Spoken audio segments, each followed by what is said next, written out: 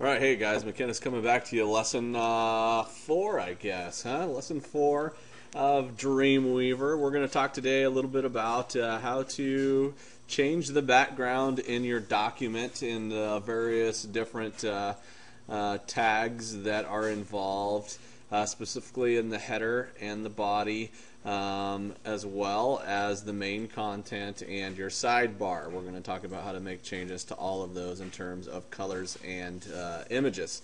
So we're going to go ahead. We've opened up Dreamweaver here, and we're going to open up the lesson that we concluded last time, which was lesson 3. If you're not already aware, this is a great place to locate the files that you have recently worked on. So if you have something that you've recently worked on and you're working from the same computer, you will find those files right there. If not, you obviously can locate them in the file that you've saved them in. But we're going to open up lesson 3. If you remember lesson 3, this is basically what we finished with. We talked a little bit about how to insert pictures into our documents, as well as how to change the text within our web page.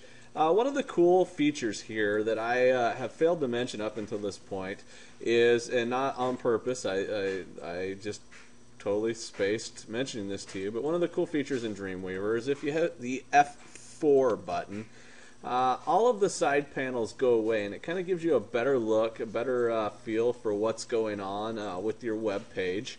And then when you want to bring those panels back, you just hit F4 again, and the properties panels and the side panels over here come back. So, how do we make a change to the background in our web page, starting with the header? We're going to come up here and we're going to highlight or place our cursor in the heading. And then I'm going to come down here and I'm going to select the div number symbol or ID header. And you'll notice that not only does the words highlight, but you also get a little yellow box that goes around your header. And that lets you know kind of that you've selected the appropriate tag that you're going to be manipulating. And then what's going to happen is you're going to come over here to the CSS window, and sometimes it is all is clicked here. We want to go to current. We want to know the current, what is currently highlighted, what we're currently talking about.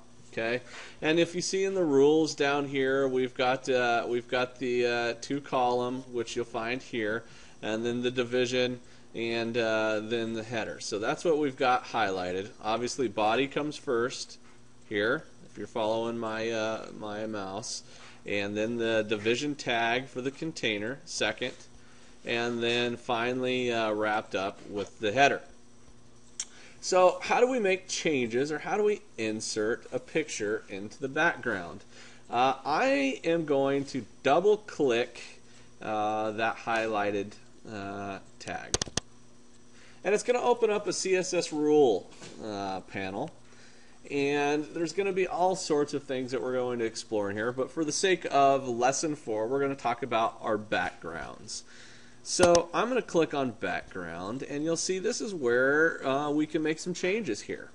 I'm going to change my background color to white, and then I'm thinking I'm going to put an image in the background of my footer. And I'm going to open it up, and I think I'm going to come back with Tony the Tiger as the background for my, not footer, I said footer before, I'm sorry, for my header. And I'm going to click OK. And do I want that image to repeat? We'll try it, see what it looks like. And then we'll hit Apply. And you will see magically, after we hit OK, Tony the Tiger appears in our footer. And it's repeated. Okay?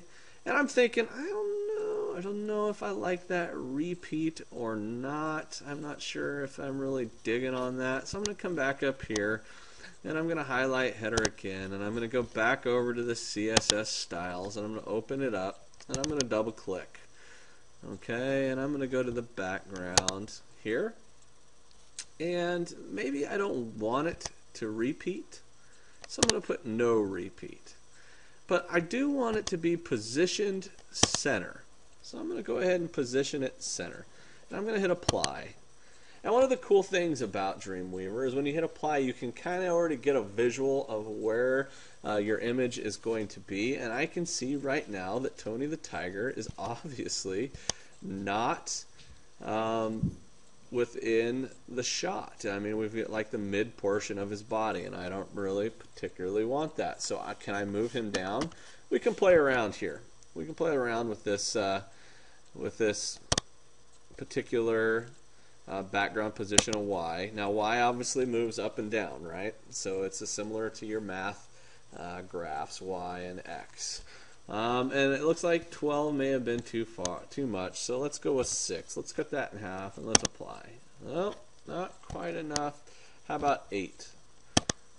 No, that's not going to work either. So how about 2? Let's see what 2 does. 2 moves it up just a little bit. How about 0? Okay, it might be a little. Let's see if we can get to the top. Okay, so what about centering it here? We're back to center again. We've already had that. What about the bottom? So now you can see I'm getting to the bottom of my picture that I've got in my header. So we can manipulate that way, or we can manipulate within the values of our current picture. Now we also have the option of doing centimeters and inches. So if you're a little bit more familiar with centimeters and inches and all of that kind of good jazz, then by all means feel free to do that. Millimeters, we can apply, 5. I wonder what 8's going to give us. 8's going to go down too much. Show 2.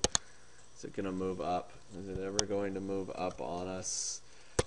Anyways, you can see how you can manipulate this particular picture. I actually, looking at this, I think that I am going to center, or I'm going to go align it to the right. So it's going to shoot over there, and then I'm going to click OK.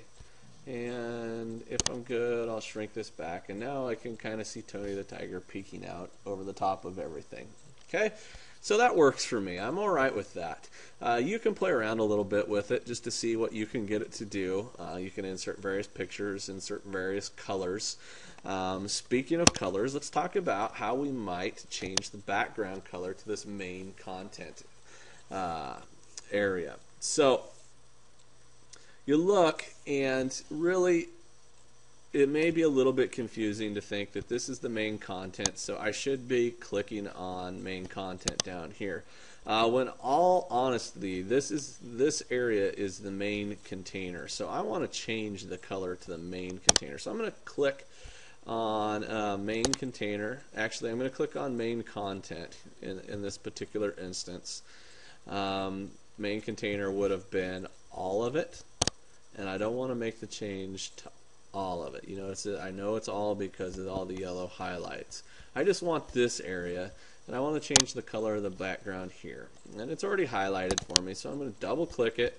I'm going to go to background, and I'm going to go to color, and I'm going to change it to Frosted Flake Blue. And I'm going to click OK. And now you can see that we are Frosted Flake Blue. Okay, so that's pretty cool. Now, can we do something over here with the sidebar? Sure. Let's review a little bit about insert. Let's insert an image. I want to put a picture. I'm going to put a picture of my face in here. So I'm going to click on the insert picture, and I'm going to find the picture that I want. I'm going to come back here. There's a picture of me. Yeah, sure, that works. And I'm just going to title it me. And I'm going to insert it. Now it's extremely big. How can we change that? Well, we can make it 100 here by 100. I come down here, and now I've made that change, right? Can we float it to the left? Sure, we can float it to the left, but it kind of moves everything off to the side. Can we float it to the right? Yeah, we can float it to the right.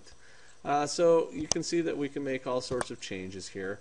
In this case, I'm just going to leave it like it is with the picture of me there. But my point being is I've inserted the picture. Now I want to change the color of the background. Can I do that? Yeah, I can do that. You'll notice now that the sidebar is highlighted, and I'm going to come back over to CSS Styles. I'm going to double click the highlighted region, background, and I'm going to move my color from gray to, let's see, Tony the Tiger orange. Looks a little darker than it should be, but for the sake of the assignment, we'll leave it at that. So now I've got Tony the Tiger orange and Frosted Flake blue, and I've inserted an image. I've inserted an image up here in the background. Can I insert a image in my main container? Well, let's check. So I'm going to click on the main container tag down here at the bottom, just above the properties, and I'm going to go to CSS, and I'm going to highlight that, and I'm going to go to, in fact, I'm going to insert an image, but I'm going to go back to some pictures that I already have saved on my computer. Let's put a picture. Let's put a picture of a punching bag, the impact bag, and let's say okay. And then here's my impact bag in the background. And you can see that how that's coming into play here. And of course, if we didn't want it to, be repeating, we can come back and we can change the background to repeat, no repeats, click apply, and now we're left with what?